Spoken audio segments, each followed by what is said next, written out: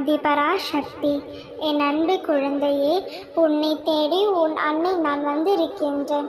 இது நீ மனதார கேட்கும் நொடி உன் சங்கல்பங்கள் அனைத்தும் நிறைவேறும். நான் நிறைவேற்றி தருவேன். நீ தினமும் சங்கல்பங்கள் ஏற்கின்றாயே.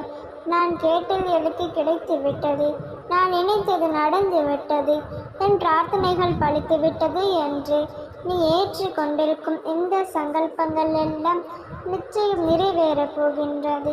ஏனென்றால் நான் ஒருவரை ஏற்றுக்கொண்டால் அவரை நான் எப்பொழுதும் தொடர்ந்து வருவேன். இரவும் பகலும் வீட்டிலும் வெளியிலும் அவருடனேயே நான் இருப்பேன். அவர் விரும்பியவாறு எங்கு வேண்டுமானாலும் செல்லட்டும். அழிவுக்கு எட்டாத வகையில், கண்களுக்கு புலப்படாத வகையில் ஏதேனும் ஒரு ரூபத்தில் அவருக்கு முன்பாக நான் சென்று கொண்டே இருப்பேன். அவர் செல்லும் இடங்களுக்கு முன்பாகவே நான் சென்று வீட்டிருப்பேன். இதில் நீ யாரென்று தெரியுமா? ஏன் நான் ஏற்றுக்கொண்ட என் பிள்ளை.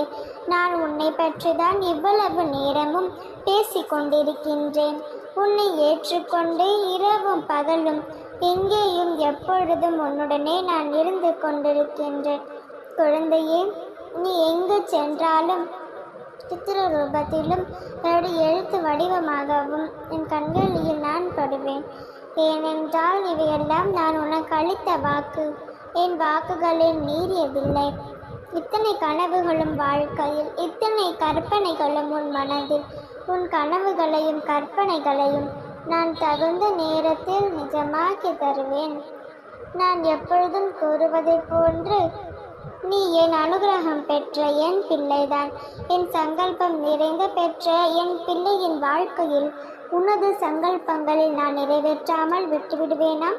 கலங்காதே, கவலைப்படாதே. ஒரு அதிசயம் வெகு விரைவில் நடக்கப் போகின்றது. அதற்கான காரணம் உனக்கு புரிகிறதா? உனக்காக நான் ஒதுக்கிய நல்ல நேரம் வந்துவிட்டது என்று அர்த்தம். இந்த நொடியில் எனது இந்த வார்த்தைகளை நீ கேட்டிருக்கின்றாய். உன் வாழ்வில் இருள் நீங்கி வெளிச்சம் தோன்றும் நாள் ஏதோ மலர்ந்து விட்டது. காலங்கள் மாறும், காட்சிகள் மாறும், உன் வாழ்வு மாறும், உன் கவலைகளும் தீரும். உன்னதான கஷ்டங்கள், வேதனைகள் எல்லாமும் இன்னும் 7 நாட்களிலேயே உன் முழுவதுமாக தீர்ந்து மகிழ்ச்சியாக வாழப்போகின்றாய்.